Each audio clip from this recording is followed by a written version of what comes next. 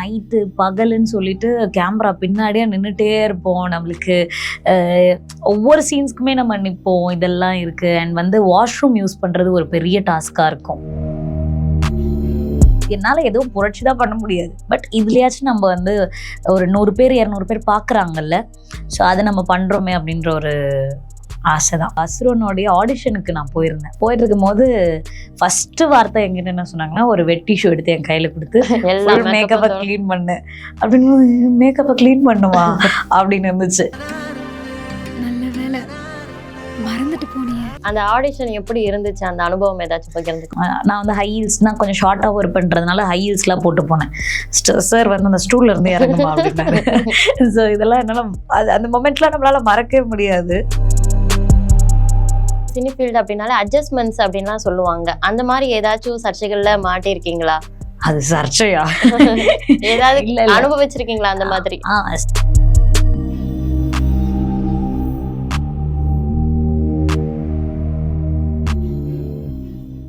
You Tamil நேயர்களுக்கு வணக்கம். அசுரன் என்ற ஒரு வெற்றி படத்துல திரைத்துறையில அறிமுகமாகி அதுக்கப்புறம் தொடர் வெற்றிகளை கொடுத்துட்டு இருக்க இஸ்மத் பானு அவர்கள் தான் இன்னைக்கு நம்ம கூட இணைஞ்சிருக்காங்க. வணக்கம். வணக்கம். எப்படி போயிட்டு இருக்கு லைஃப்? ரொம்ப நல்லா போயிட்டு இருக்கு. அசுரன் படம் மூலமா தான் அவங்களை எல்லாருக்குமே உலகறிய செஞ்சது அந்த படம். எப்படி நீங்க அந்த படத்துக்குள்ள வந்தீங்க? அந்த திரைத்துறைக்குள்ள வந்த பயணம் எப்படி இருந்துச்சு அப்படின்றத பத்தி சொல்லிருங்க. என்னோட சீட் ஃபர்ஸ்ட் அதுதான். ஸோ பேசிக்லி நான் journalism student, Madras Christian college. So அங்கே முடிச்சுட்டு மீடியாவில் தான் ஒர்க் பண்ணிட்டு இருந்தேன். ஸோ அப்புறம் கொஞ்சம் கொஞ்சமாக ஜேர்னலிசம் ஃபீல்ட்ல இருந்தீங்களா? ஆமாம், நான் வந்து ஆங்கரிங் பண்ணிட்டு இருந்தேன். ஸோ ஆங்கரிங் பண்ணிட்டு இருக்க சமயத்தில் தான் சின்ன சின்ன ரோல்ஸ்க்கு அப்படியே ட்ரை பண்ணிக்கிட்டு அப்படியே உள்ளே வந்தது. ஒரு கட்டத்தில் அப்புறம் கண்டென்ட் ரைட்டிங் பண்ணிட்டு இருந்தேன். அதுக்கப்புறமேட்டு ஓகே, ரெண்டுத்துல நம்மளுக்கு ஏதாவது ஒன்று பேலன்ஸ் பண்ணணும் அப்படின்றதுக்காக சினிமாவுக்கு வந்தது. ஓகே, மீடியா ஃபீல்ட்ல இருந்துன்னு சொன்னீங்க. ஜேர்னலிசம்ல இருந்து சடனா என்டர்டைன்மெண்ட் ஃபீல்டுக்குள்ள வர்றதுக்கு என்ன காரணம் மேம்? காரணம் இல்லை, அது ஒரு ஆக்சுவலி அது ஏதோ ஆல்ரெடி ஃபிக்ஸ் ஆனது தான் நான் சொல்லுவேன். ஏன்னா நம்ம எல்லாருக்குமே ஒவ்வொரு இது இருக்கோ தெரியுமா? சின்ன வயசுலேருந்து ஒரு டாக்டர் ஆகணும் அந்த மாதிரி தான் எனக்குமே அப்படிதான். ஒரு பீரியட்ல ஒரு 10th ஃபெயில் ஆகிடுவோமோ அப்படின்னு தோன்ற டைம்ல வந்து 10th வரைக்கும் ஏரோநாட்டிக்கல் படிக்கணும்னு ஆசை இருந்துச்சு. சரி, ஸோ எல்லாருக்குமே ஒரு ஆசை இதெல்லாம் இருக்கும். நம்மளுக்கு சின்ன வயசுலேருந்து IAS ஆகணும், டாக்டர் ஆகணும் அப்படின்னு இருக்கும். ஸோ அந்த மாதிரி தான் எனக்குமே. நான் வந்து 10th ஸ்டாண்டர்ட் படிக்கிற வரைக்கும் ஏரோநாட்டிக்கல் படிக்கணும் அப்படின்ற ஆசை. அப்புறம் 11th 12th வந்த பிறகு மேக்ஸே இல்லாத சப்ஜெக்ட் ஒன்று, அதுக்கப்புறம் அப்படி எடுத்தது தான் ஜேர்னலிசம். அதுக்கப்புறம் அது ரிலேட்டடாகவே ஒர்க் பண்ண ஓகே இதுதான் இது அப்படின்ற மாதிரி ஒரு ஐடியா வந்தது. அப்புறம் சினிமா அதுவாக வந்து ஒரு பாக்கெட் மணிக்காக நான் அப்படியே தேடி சர்வை பண்ணுறதுக்கு அப்படின்ற போகும்போது தான் சினிமா எனக்கு. ஜூனியர் ஆர்டிஸ்டாக இருந்து அதுக்கப்புறம் ஒரு லீட் ரோல் வந்திருக்கீங்க. கண்டிப்பாக ஜூனியர் ஆர்டிஸ்டாக இருக்கும்போது நீங்கள் கண்டிப்பாக நிறைய ஸ்ட்ரகிள்ஸ் ஃபேஸ் பண்ணியிருப்பீங்க. ஏன்னா இப்போ இருக்க ஜூனியர் ஆர்டிஸ்ட் எல்லாமே வந்து அதை சொல்கிறாங்க மீடியா முன்னாடி. அந்த மாதிரி ஒரு ஜூனியர் ஆர்டிஸ்டாக நீங்கள் ஃபேஸ் பண்ண ஸ்ட்ரகிள்ஸ், மறக்க முடியாத ஸ்ட்ரகிள்ஸ்? மறக்க முடியாத ஸ்ட்ரகிள்ஸ்னால் என்ன நிறைய இருக்குது. ஏன்னா நம்ம நைட்டு பகலுன்னு சொல்லிட்டு கேமரா பின்னாடியே நின்றுட்டே இருப்போம். நம்மளுக்கு ஒவ்வொரு சீன்ஸ்க்குமே நம்ம நிற்போம். இதெல்லாம் இருக்குது. அண்ட் வந்து வாஷ்ரூம் யூஸ் பண்ணுறது ஒரு பெரிய டாஸ்காக இருக்கும். என்னன்னா ஓப்பன் கிரவுண்டில் ஷூட்டிங் நடக்கும். ஆனால் ஒரு ரெஸ்ட் ரூம் போனோம்னா கூட நம்மளுக்கு வந்து தனியாக ஒரு கேரவனோ இல்லை ஒரு பாத்ரூம் டோரோ நம்மளுக்கு கிடைக்காது அந்த இடத்துல. ஸோ அப்போ யார்கிட்டையாவது போய் கேட்கணும் நின்று. இப்போ நான் அது ரிலேட்டடாக ஒரு ஷார்ட் ஃபிலிம் கூட நான் பண்ணியிருந்தேன். ஸோ அது எனக்கு ரொம்ப கனெக்டான ஒரு ஷார்ட் ஃபிலிம். ஸோ அப்படி இருக்கும்போது ரெஸ்ட் ரூம் போகிறதுக்கு கூட நம்ம வந்து கேட்குற மாதிரி அந்த மாதிரிலாம் இருந்துச்சு. நாட் எவ்ரி லைக் எல்லா படத்துலையும் அப்படி கிடையாது. ஒரு சில இதில் வந்து நம்மளுக்கு அந்த சூழ்நிலை தானே. இப்போ ஒரு இடத்துல காட்டுலையோ எங்கேயோ ஷூட் நடக்குதுன்னா நம்ம எங்கே போவோம்? ட்ரெஸ் சேஞ்ச் பண்ணுறதுக்காக இருக்கட்டும். இப்போ நான் படங்களுக்கு போகும்போது கூட ஜூனியர் ஆர்டிஸ்ட் வந்து ட்ரெஸ் சேஞ்ச் பண்ணுறதுக்கு, வாஷ்ரூம் யூஸ் பண்ணுறதுக்கு இதெல்லாம் பார்க்கும்போது எனக்கு என் ஞாபகம் வரும்.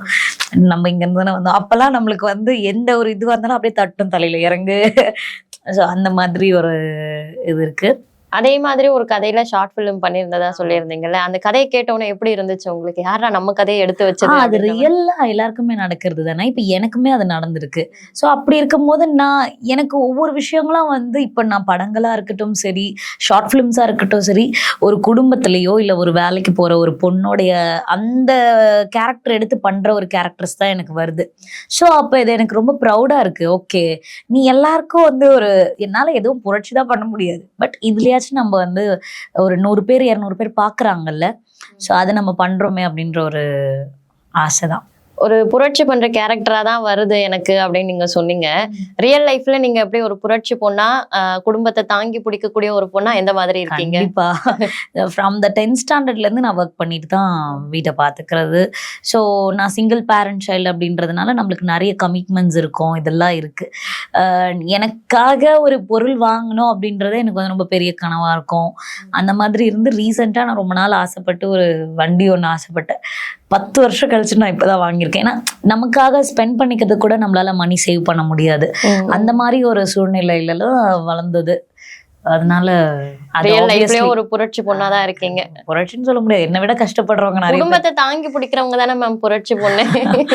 ஓகே. இப்போ ஜூனியர் ஆர்டிஸ்டா இருந்து அதுக்கப்புறம் லீட் ரோலுக்கு வந்துட்டீங்க. நீங்க லீட் ரோல் பண்ணும்போது நீங்க மறக்க முடியாத சில சுவாரஸ்யமான விஷயங்கள் இருக்கும்ல, அதை எங்களுக்காக பகிர்ந்துக்கோங்க. இப்போ ரீசெண்டா ஒரு நடந்த ஒரு இன்சிடென்ட். அது என்னன்னா, நான் வந்து ஜூனியர் ஆர்டிஸ்டா ஒர்க் பண்ணும்போது இப்போ ஒரு 10, 15, 20 பேர் கேட்பாங்க. ஸோ அந்த இடத்துல நம்ம போகிறோம் அப்படின்னா நம்மளை ரிஜெக்ட் பண்ணிடுவாங்க. ஆள் அதிகமாக இருக்குது, தேவையில்லை அப்படி சொல்லிட்டு ரிஜெக்ட் பண்ணிடுவாங்க. ஒரு ஷூட்டிங் ஹவுஸ் இங்கே நம்ம கிண்டி பக்கத்தில் ஒரு போலீஸ் ஸ்டேஷன் செட்டப் அது. ஸோ அந்த இடத்துல வந்து நான் போய் நிற்கிறேன். இல்லை ஆள் அதிகமாகிடுச்சு போதும் அப்படின்னு சொல்லிட்டு என்னை அங்கேருந்து அனுப்பிட்டாங்க. நான் தாம்பரத்துலேருந்து போனேன், என்னை திருப்பி அனுப்பிட்டாங்க. வரும்போது ரொம்ப கஷ்டமாக இருந்துச்சா, இன்னைக்கு நம்ம அந்த ஷூட்டிங் அட்டன் பண்ணியிருந்தா நம்மளுக்கு ஒரு பணம் கிடைச்சிருக்குமே, அந்த ஒரு ஃபீல் இருந்தது. ஆனால் இப்போது ஒரு 1 month பிஃபோர் அந்த ஷூட்டிங் ஹவுஸில் நான் லீடாக ஒரு படம் பண்ணிட்டு இருந்தேன். ஸோ அப்போ உட்காந்துட்டு இருக்கும்போது நான் அந்த இடத்த விட்டு நகரவே இல்லை.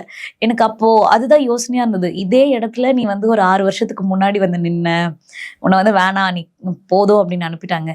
ஆனால் இன்னைக்கு பாரு, அந்த யூனிவர்ஸ் உனக்கு வந்து ஒரு படத்தோடைய கதாநாயகியை நீ இங்கே உட்காந்துட்டு இருக்க. ஸோ அப்படி இருக்கும்போது என்ன நினச்சி ஒரு சில விஷயங்கள்ல நான் வந்து கரெக்டான வேல போயிட்டு இருக்கேன் அப்படின்னு நான் கால்குலேட் பண்ணிக்கிறது இந்த மாதிரியான விஷயங்கள். விடாமுயற்சியோட வெற்றி எப்பவுமே ஸ்ட்ராங்கா தானே இருக்கும். கண்டிப்பா அது கொஞ்சம் பொறுமையா தான் கிடைக்கும். ஆனா அந்த பொறுமையா கிடைக்கிறது தான் வந்து ஒரு பலன் அதிகமா இருக்கும். ஓகே மேம், இப்போ வந்து ஒரு ஆக்ட்ரஸ் அப்படின்னாலே வந்து அவங்க அழகா வந்து நிறைய மேக்கப் எல்லாம் போட்டுட்டு இருப்பாங்க. நம்ம பார்க்கும்போதே ரொம்ப இவ்வளோ மேக்கப் போடுவாங்களா அப்படின்ற மாதிரி எல்லாம் இருக்கும். ஆனா நீங்க வந்து ரொம்ப சிம்பிளா மேக்கப்பே இல்லாம ஒரு ஆக்டரா இருக்கீங்க. அதுக்கான காரணம் ஏதாச்சும் இருக்குங்களா? கண்டிப்பா அதுக்கான காரணம் வந்து நான் வந்து டார்க் ஷேட் லிப்ஸ்டிக்ஸ், நிறைய மேக்கப், மைய நிறைய இப்படிலாம் போட்டு இருந்தவங்க தான். பெருசா மேக்கப் போட தெரியாது நம்மளுக்கு.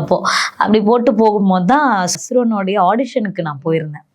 போயிட்டு இருக்கும் போது ஃபர்ஸ்ட் வார்த்தை எங்கிட்ட என்ன சொன்னாங்கன்னா, ஒரு வெட் டிஷ்யூ எடுத்து என் கையில கொடுத்து மேக்கப்பை கிளீன் பண்ணு அப்படின்னு. மேக்கப்பை கிளீன் பண்ணுவா அப்படின்னு இருந்துச்சு. ஸோ அதுக்கப்புறமேட்டு பார்த்தீங்கன்னா அங்கே ஒரு 7 பெண்கள் 6-7 கேர்ள்ஸ் வந்திருந்தாங்க. அதில் ஒருத்தையும் நான் செலக்ட் ஆனேன். அப்போ எனக்கு தோணுது என்னன்னா, ஓகே இது நல்லா இருக்கே அப்படின்ற மாதிரி இருந்துச்சு.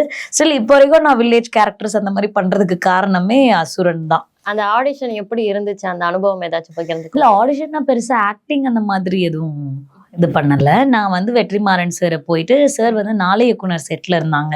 ஸோ அப்போ நான் போய் சாரை பார்த்தேன். பார்த்துட்டு அப்படி ஃபிக்ஸ் ஆன ஒரு இதுதான். இந்த மாதிரி நான் வந்து ஹை ஹீல்ஸ்னா கொஞ்சம் ஷார்ட்டாக ஒர்க் பண்ணுறதுனால ஹை ஹீல்ஸ்லாம் போட்டு போனேன். சார் வந்து அந்த ஸ்டூல்ல இருந்து இறங்குமா அப்படின்னாரு. ஸோ இதெல்லாம் என்னால் அந்த மொமெண்ட்லாம் நம்மளால மறக்கவே முடியாது. அப்படி அதுக்கப்புறம் ஸ்ட்ரெயிட்டாக நான் வந்து ஷூட்டிங் ஸ்பாட்டுக்கு தான் போனேன். அங்கே போய் பார்க்கும்போது பேக்கப்புக்கு வந்து கேர்ள்ஸ் இருக்காங்க. ஆல்ரெடி ஒரு 6 கேர்ள்ஸ் கிட்ட இருந்தாங்க. அவங்க எல்லாருமே ரொம்ப அழகாக அப்படிலாம் இருந்தாங்க. பட் அந்த கதைக்கு ஒரு கருப்பான ஒரு பொண்ணு அப்படி தானே தேவை. அப்படி இருக்கும்போது தான் அந்த மேக்கப் ரிமூவ் பண்ணுற அந்த இது எல்லாமே நடந்தது. அப்போ உங்களுக்கு எப்படி இருந்துச்சு? நீங்கள் நினச்சிருப்பீங்க சினிமாக்குள்ளே போனாலே நம்ம எப்படி மேக்கப் பண்ணலாம், அப்படி ட்ரெஸ் பண்ணலாம் அப்படின்னு நினச்சிருப்பீங்க. ஆனால் போன உடனே ஃபுல் மேக்கப்பையும் தொடச்சி அப்படி நிக்க வச்ச உடனே உங்களுக்கு எப்படி இருந்துச்சு? ரொம்ப பெருமையா தான் இருந்துச்சு. பரவாயில்ல, நம்ம நேச்சுரலா இருக்கிறதே இது. சினிமான்றது வந்து என்னன்னா, அப்பதான் எனக்கு ஒரு சில விஷயங்கள், அதுக்கப்புறம் தான் ரொம்ப பிளாங்கா தானே சினிமா இண்டஸ்ட்ரிக்குள்ள நம்ம வரோம். அதுக்கப்புறமேட்டு தான் ஒவ்வொரு கதாபாத்திரமா இருக்கட்டும், நான் எடுத்து பண்ற கதாபாத்திரங்களா இருக்கட்டும், என்னை தேடி வர கதாபாத்திரங்களா இருக்கட்டும், எல்லாமே ஒரு என்ன நம்ம லைஃப்ல நடக்குதோ அதுதான். இன்னும் ஒரு சில விஷயங்கள் நம்ம லைஃப்ல என்னெல்லாம் நடக்கணும்னு நம்ம ஆசைப்படுறோமோ அதுவும் ஒரு வகையான சினிமா. ஸோ இது எல்லாமே இயல்பான வாழ்க்கையில நடக்கக்கூடிய ஒரு விதம் தான். ஸோ அப்போ இயல்பா இருந்தாலே போதும்ல. அதுக்கு ரொம்ப அழகா சொன்னீங்க. அடுத்ததா பாத்தீங்கன்னா ரகுதாத்தா மூவில வந்து உங்களோட பார்ட் இருக்கு. அந்த மூவியே வந்து ஒரு ஃபீமேல் கேரக்டர் லீடா கொண்ட ஒரு மூவி தான். அதுல உங்களுக்கு ஒரு பார்ட் கிடைச்சிருக்கு. அந்த எக்ஸ்பீரியன்ஸ் எப்படி இருந்தது அப்படின்றத சொல்லிருங்க. நான் ரகுதாத்தா செலக்ட் ஆகும்போது டைரக்டர் என்கிட்ட சொன்ன விஷயம் என்னன்னா 2 லைன் தான் உங்களுக்கு டைலாக், ஸோ நீங்கள் பண்ணுவீங்களா அப்படின்னு கேட்டுட்டு, ஆனால் அந்த டைமில் எனக்கு ஃபுல் ஸ்கிரிப்ட் அவர் எக்ஸ்பிளைன் பண்ணுறாரு. ஒரு 2 லைன் பண்ணுற ஒரு பொண்ணுக்கு வந்து ஃபுல் ஸ்கிரிப்ட் எக்ஸ்பிளைன் பண்ணணுன்றது அவசியம் இல்லை. சுமன் சார் வந்து எனக்கு எக்ஸ்பிளைன் பண்ணுறாங்க. நான் ரொம்ப பிளாங்காக தான் போனேன். எனக்கு என்னன்னா அவங்க த வே ஆஃப் அப்ரோச் இருக்குல்ல, அது எனக்கு ரொம்ப பிடிச்சிருந்தது. ஓகே, ஏன்னா நம்ம வந்து ஒரு சில படங்கள்லாம் ஒரு பேராகிராஃபே இருந்தாலும் நம்மள மதிக்க மாட்டாங்க. ஷூட்டிங் ஸ்பாட்ல வந்து பார்த்துக்கலாமாமா, ஷூட் ஸ்டார்ட் ஆக போதுன்னா ஒரு 1 hour before, half an hour before தான் நம்மளுக்கு ஸ்கிரிப்ட் பேப்பர். 2 டயலாக் தானே. ஆமா, இது நம்மளுக்கு ஸ்கிரிப்ட் புக்கே நம்ம கையில இருந்துச்சு. அந்த படத்தோட ஸ்கிரிப்ட் புக்கு நம்ம கையில இருந்தது. பெரிய விஷயம். ஆமா, ஒர்க் ஷாப்ஸா இருக்கட்டும், ஒர்க் ஷாப்ஸ்லயும் நான் பாக்குறேன் 2 டயலாக் தான்.